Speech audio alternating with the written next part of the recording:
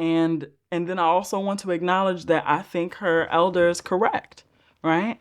That if you allow yourself to get lost in bitterness, rage, anger, whatever you call it, that it absolutely will hurt you, right? So what are you doing with your own rage? What are you doing to soothe or provide a salve for your own bitterness? This is the Return to Presence podcast, where we sit at the feet of Black women, past and present. I'm talking trailblazers, quiet disruptors, and everyday revolutionaries. Through their oral histories, our ancestors and elders left us a blueprint for healing, leading, and living with intention. I'm Dr. Shawna Mary Brown, a cultural historian, psychotherapist, and liberatory strategist, here to help us uncover their lessons and carry their wisdom forward. Let's get into it. Hey y'all, this is it. We at episode number 5. Is that Cinco? I think that's Cinco. Episode Cinco! Eventually, I'm going to learn me some Spanish, and then the whole intro is going to be, it's going to be in Spanish. Listen, times like these require us to have tough conversations. And today's episode, I'm really excited to be able to unpack some of the complexities of even what happens on the back end of oral history capture. And you might be wondering what that's about, and we'll be getting into it. But the underlying messaging that I'm really curious to explore is the ways that this particular speaker shares with us insight that she gained from her elders.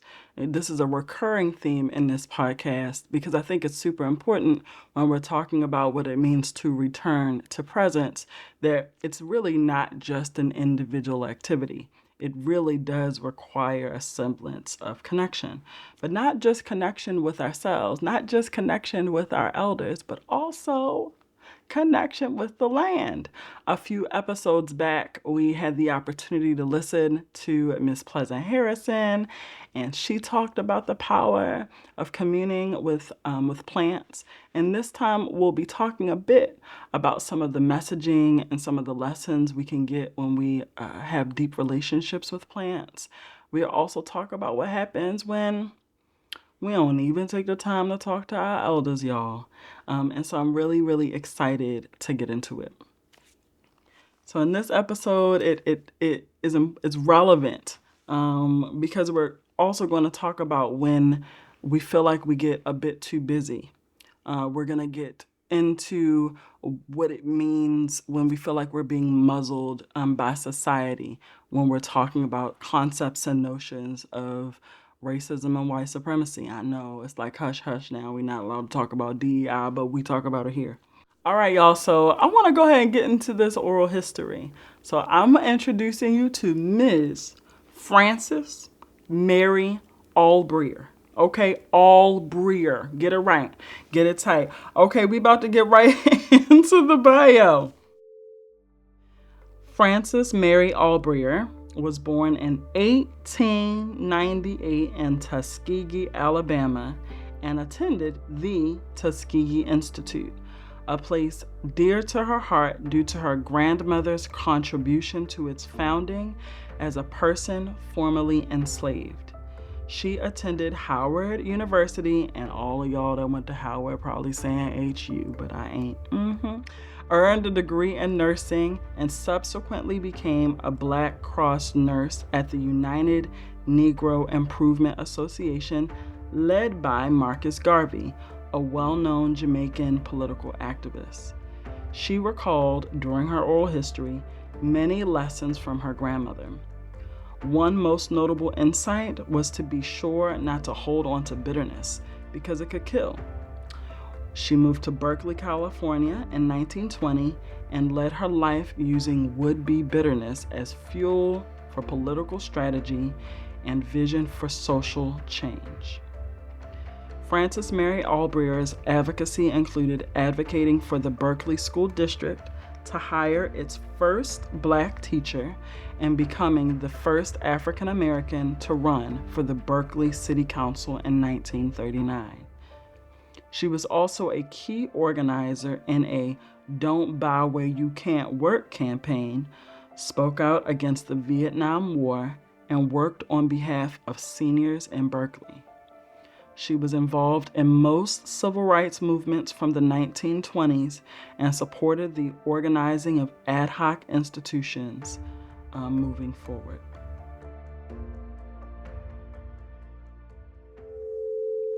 All right, y'all. So again, right, and one of the underlying aspects of this podcast, Return to Presence, is humanizing those that have done really amazing work. So I'm excited to be able to invite us to listen to this oral history really closely. Listen to even the oral historian capturing the insight, because we're going to talk about that too.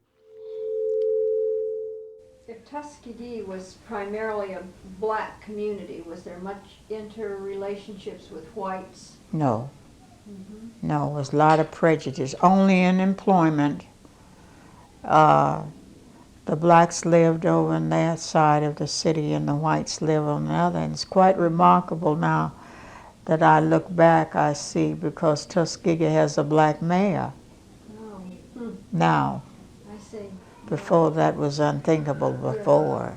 You wouldn't, a white person would think he was downgrading himself if he voted for a black mayor. But that's how times have changed. And I'm glad that I've lived to see that time change.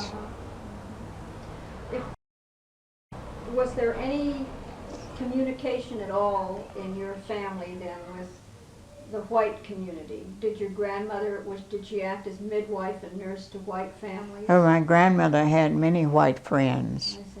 And she did, yes, she acted as midwife and nurse to many white families. And she would attend to them, give them medicines and things, her teas and brews. She was quite a herbalist. She would save, and she knew all the herbs. And my grandmother, for miles around, was the only person could cure a rattlesnake bite if she got to them in time. And if I had known like I know now, I could have been quite a herbalist and known the different herbs that she used. Because she always said that beside a poison herb, a poison weed is an antidote. Nature always provided it. For instance, poison oak. A great many kids would come to her and their parents would send them to her to what to do for poison oak, a bad case of poison oak. And she would go out in the woods and get a certain weed, I called it a weed, and brew it, make a tea, and bathe them with it, and have them to drink some of it and cure that poison oak. Do you think she had learned that as part of the lore on the farms when she was a slave? Yes, and with other slaves and other people. They had to take care of themselves. They had to take care of themselves. So it was just part of their own culture. Yes.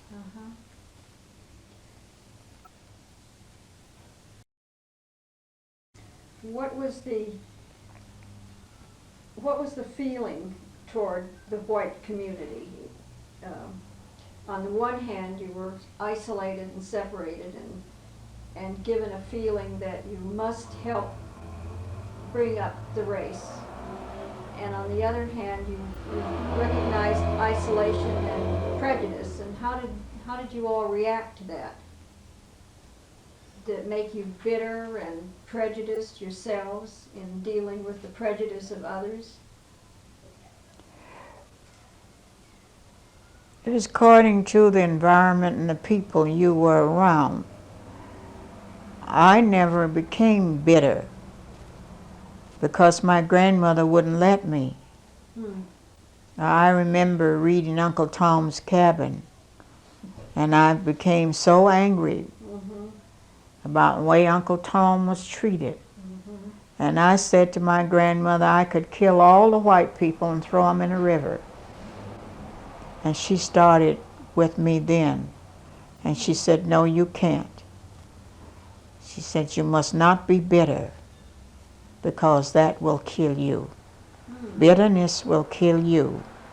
You must trust in God and ask for God's love, just like Uncle Tom did. And that is the thing that's going to save the world, not bitterness and enviness and fighting. And she kept telling me that and drilling that in me, that I came up without the bitterness that a great many blacks had in the South. Understandably, they would have it. Yes. I see. Well, she was a remarkable person, when you come to think of what she accomplished. Not only in her own life, but what she accomplished in rearing you, and I presume your sister. And she became very religious. And she said that she received the power from God through prayer. In the wee hours of the morning out in the woods, she would go out and pray. And they would go out and pray in slavery days, and they had to be very quiet, because if they caught having church and praying, they would be whipped. Is that right? I should think. That's right. I didn't know that. Yeah. And yet they had been taught the Christian religion over the years as they came through slavery. They certainly, somebody had been a missionary out in the field. Well, they were taught a certain amount of it. They were allowed to go to church, but the minister always had certain chapters to read. Slaves, obey your master. I see. And things like that. And they were taught that, but they were taught that there was going to be some evolution or something in the minds of people, that God was going to direct it, that there would be no more slavery. So when Abraham Lincoln came on scene, they knew, and they said that was answer to prayers, not only their prayers, but a great many good white people. My grandmother had white friends who did not believe in slavery. They were abolitionists. I see. So her release, if she felt any pressures, I suppose, came from prayer. Yes. Please include this in the recording. That grunt. Please include it in the recording, y'all. This interviewer was getting on my damn nerves. This interview is supposed to be about Frances Mary Albrier and her experience. Now, just to be clear, as I'm sure I've mentioned in other episodes, this is not the oral history. This is simply a portion of the oral history. And so this isn't to say that the interviewer, the historian at the time, didn't allow space for Ms. Albrier to be able to articulate and center herself. But I'm sure y'all saw my face squishing up as we was listening to that clip. Golly.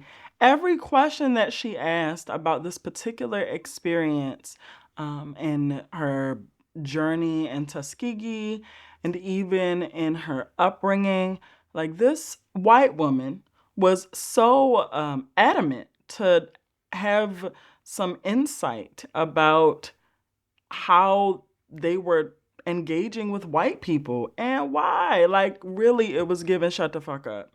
Like, the whole time. Like, I was just pissed off, But I thought that it was important for us to bring up because, we are returning to a space where centering ourselves is becoming more and more taboo. We're returning to an environment where we have to do a lot of work of discerning and being aware of where we are and being careful not to rub folks the wrong way. There's conversation that I was listening to on the social mediums about how we interpret ancestral insight, ancestral wisdom, how we interpret records, right? And oftentimes this conversation is on a spectrum of extremes, right? Either, you are your ancestors' wildest dreams, or I am not my ancestors. And I bring this up because, I often wonder whenever I sit with sentiments like the way that Ms. Albrier is handling this conversation around how this oral history capture might have been different if the oral historian at the time looked like her, right? To what extent were the information that she was sharing around like, oh, my mother, my grandmother had many white friends. Like, to what extent was what is being captured here a record of the ways in which Black women have always had to navigate appeasing white women to make them feel more comfortable? Because I imagine if Miss Albrier didn't want to talk about white people, like if she had said, actually, I don't want to talk about white people anymore, or I'm not interested in answering that question, I imagine that would have shifted the entire dynamic and might have led this interviewer to feel more uncomfortable, which I'm certain would be considered more taboo within this given time. So the first thing that comes up for me when we're talking about what it means to return to presence in this space and time is taking stock of the landscape and naming that, white tends to center white. Even if we pretend that race or our experience of these systems have changed, and they have, but even if we pretend in our workspaces that they don't matter, I just want to shed light on the nuance and the implications of that and how that might have impacted Miss Albrier's share here. And I think it's relevant to our day-to-day life. So one of the other things that I think is super important to consider, Ms. Albrier also talks about not only her grandmother's insight and wisdom in relation to the land, but also the usefulness and the teachings as it relates to her Christian faith. Miss Frances Albrier talks about how her grandmother, her mother's wouldn't allow her to be bitter, right? That she had this feeling of maybe I'll just go and kill all the white people. And see, this is what I appreciated about the fact that she shared this is I know many folks think about and talk about in private that kind of homicidal ideation when we've endured a lot of the harms that continue in our culture and family, right? Many private conversations about really wishing that something violent would happen to those that have placed so much violence and enacted so much violence onto us. And what comes up for me squarely is not only this concept and notion and lesson around bitterness, around not allowing oneself to be bitter, and violence or a response of violence being a symptom of bitterness, but also this notion of stuffed emotion and what happens in our body when we don't express it, and how unresolved bitterness would kill you, right? And so I wanna dance here a bit. This notion of unresolved emotion, violence, and the allowance of spirituality at the time of Christianity, and our concept of faith at the time and the way that we've been socialized as Black people, like whether or not we're allowed, maybe I wouldn't actually call it bitterness. I would actually consider that rage. Once you begin to think about hurting other people because they've hurt you, that's rage, right? When have we been allowed to feel, to express, and to explore rage? I invite you to contemplate that for a moment. And then if you haven't been able to express it, then what we know about the way that emotions flow through our body is that it's energy, that it is stored in your body. So where is the rage in your body? And then how is it harming us? And then what could we do with it, right? So certainly and surely, I am not encouraging folks to enact their ideation of hurting people, but I am saying and questioning the notion around how a religion, specifically that which was bestowed upon us by those who were also our oppressors, contribute to stuffing our rage or hiding that anger and dispelling it. And then I also want to acknowledge that I think her elder is correct, right? That if you allow yourself to get lost in bitterness, rage, anger, whatever you call it, that it absolutely will hurt you, right? So what are you doing with your own rage? What are you doing to soothe or provide a salve for your own bitterness? Now, if we again go back to this reflection in this oral history, we also hear her talking about her elder, who I would say was a medicine woman, who would say that, listen, if you want a remedy, look to nature for your guide, that wherever there's a poison, just next to it is the remedy, is the medicine. And so this also brings me to something in my own life that I've been exploring for quite some time.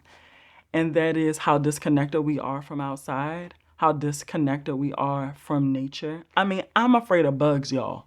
Okay? Like in my house.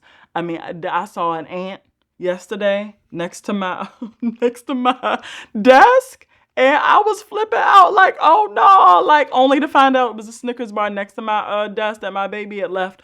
But that level of discomfort with nature itself, I also find to be quite alarming, right? I feel like it is a microcosm of the challenges that we experience as Black people of not being able to be self-reliant, of not returning to presence. We are also part of the natural world, yet we are so disconnected from Earth itself. And so what are some of the other things that we can learn from Miss Frances Mary Albrier and even this lineage wisdom around? She actually said, had she paid more attention, then she too could have been an herbalist, right?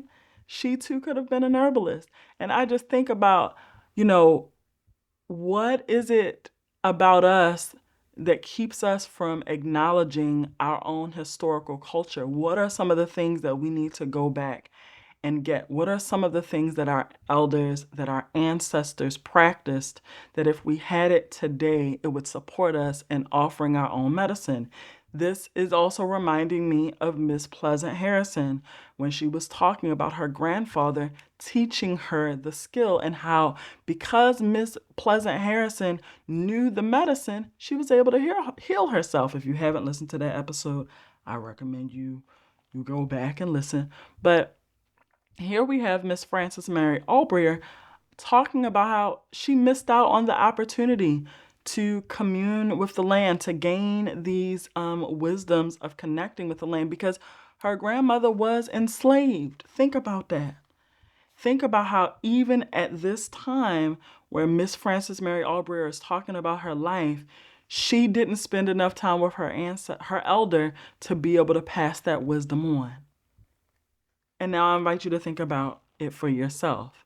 When's the last time if your grandparents are alive, when's the last time you sat with them? I know, because you'd be like, okay, they in the bed and they watching TV and, right? Like, if we're being honest, like they might have the plastic still on their couch, but they have worth and value, like to the extent that we can slow down in our life enough to prioritize the preservation of the ways of knowing of our people is connected to how we return to ourselves, how we learn about who we are, and how we protect ourselves when shit hit the fan, okay?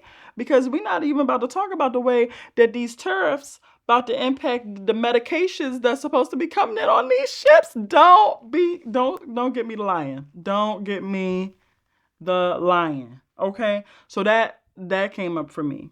So when we're thinking about the overarching lessons and reflection from this, one, what I get from this is an invitation for us to not be afraid to listen to our ancestors, listen to these archives, listen to stories, and be okay with disagreeing or engage in mad question asking, so to speak, so that we can understand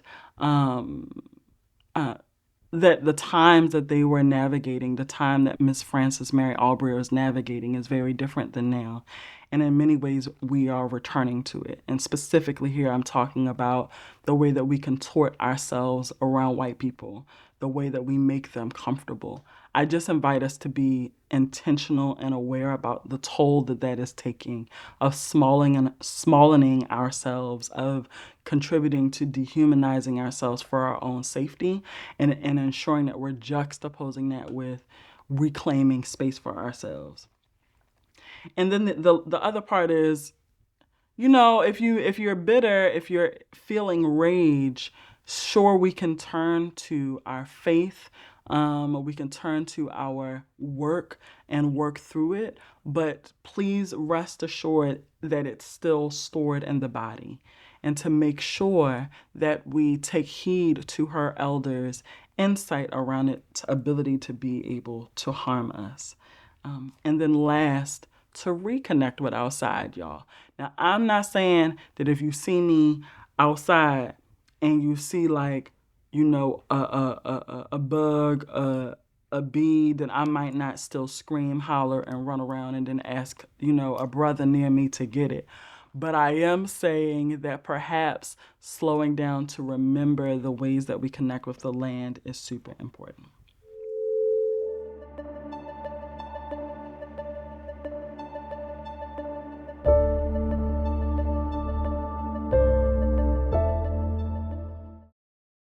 Now it's time for the presence practice, where I share what rose up in me and what it might mean for how we live today. Now, y'all know I like to give you a very practical practice around healing, so that you can, get your mind right, so that you can return to presence. So today, I wanted to share a really brief, really simple Qigong seated movement that you can use to be able to support yourself in releasing rage or bitterness. Now, for those of you who aren't watching, you probably should start watching on YouTube so that you can get with the program.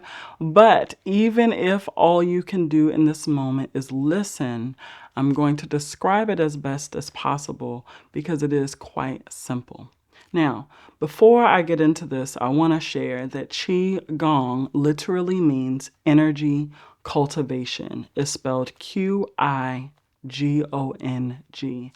Qigong is the healing art form in traditional Chinese medicine. I've been studying Qigong for about 12 to 13 years now. It's one of the underlying practices that I have used to be able to heal my body, especially as it relates to certain emotions that you simply don't have the words for.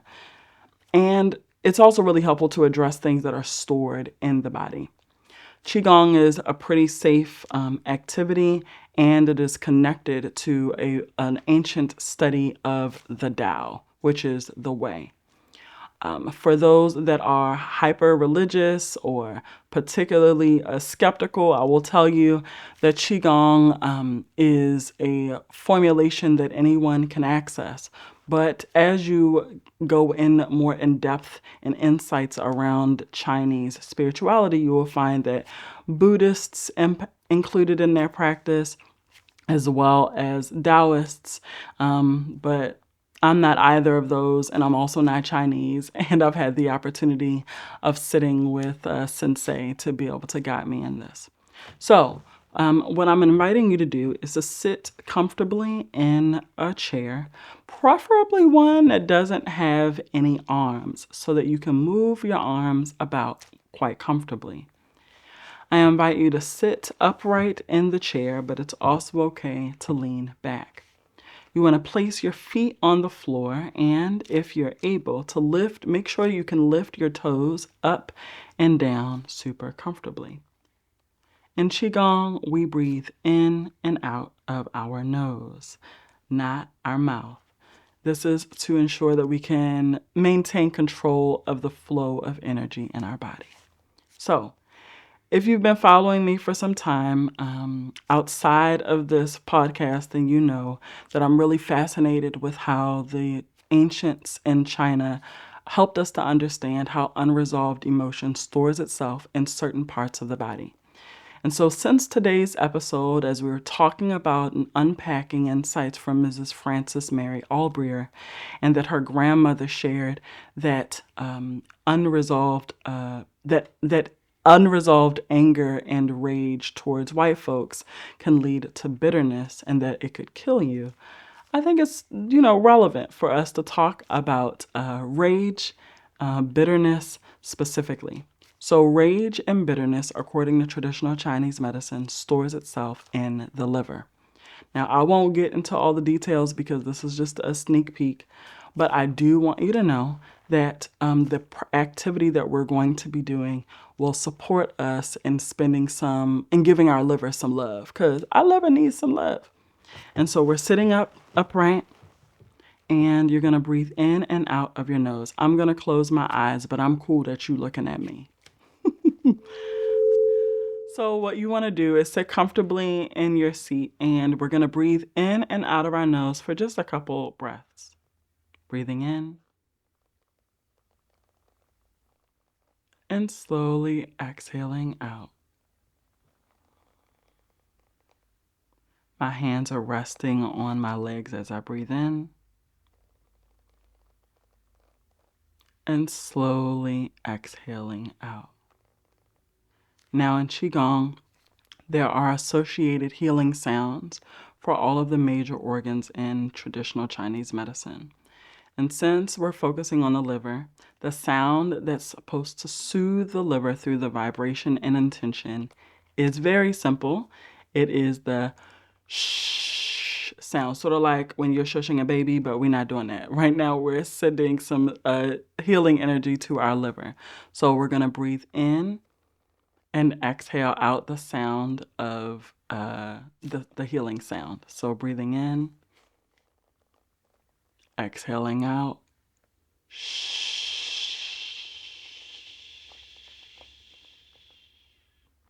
Breathing in, exhaling out. One last time for good measure. Breathing in and exhaling out. Now that's simple enough. The second and final movement that I'm going to show you as a part of this seated Qigong to address bitterness and anger is a little twist. This twist also allows some spaciousness for releasing any tension, any unresolved anger or bitterness in your liver. So I'm placing my right hand onto my left knee, and I'm twisting my body this way. All right, and we're going to do the same thing with the other side. So placing my hand on my knee, and as I'm twisting,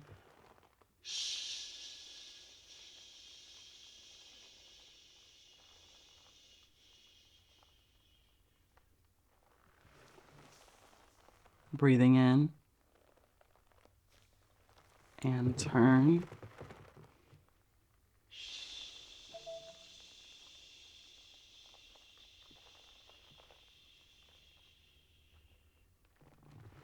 One more time. Breathing in as we twist.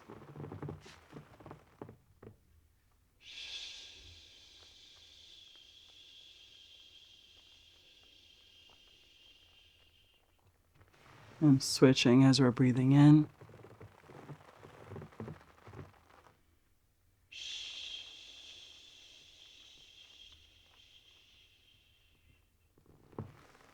And then we're coming back to center. I invite you to place your hands just below your belly button. That's called your lower dantian. I'll put the spelling in the details. But what we're going to do to close is breathe in and out 3 times, no sounds, bringing our awareness just to the area just below our belly button. Breathing in through the nose and exhaling out through the nose. Twice more, breathing in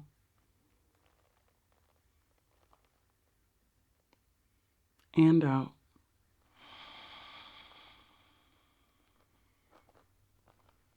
Last time, in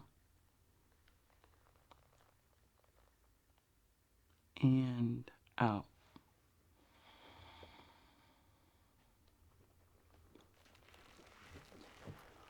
I think it's super important for us to take really intentional steps to incorporate even one new thing every week to figure out what works for us. Because if you don't want to tell nobody your business, if you don't want to let nobody know why you angry or bitter, then at least the least you can do is get super comfortable with you. And I invite you to practice that and hopefully, go over into our Patreon group or comment below how that felt for you. And even if you hated it, I want to know. Drop me a line. So a reflection for you all. What is your relationship with rage? Where does it show up in your body? What you be doing with it and what might you need to shift to do with it. And I'm not saying punch anybody in the face unless that's what you do. And then maybe you need to journal about that. Okay. And then I want to invite you to share your reflections on Patreon, y'all. Y'all know what to do. Like, share, comment, and subscribe. Everywhere you be listening to the podcast or watching, tell all your friends. Meet us on Patreon. Do all the good things.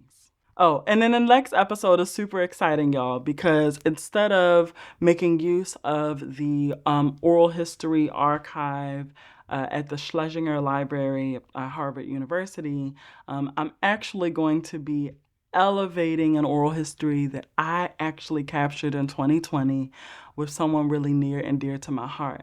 And in that episode, we're going to be talking about liberation, what it actually means, and how when you're engaged and grounded in liberation living, how that transforms your relationship to parenting.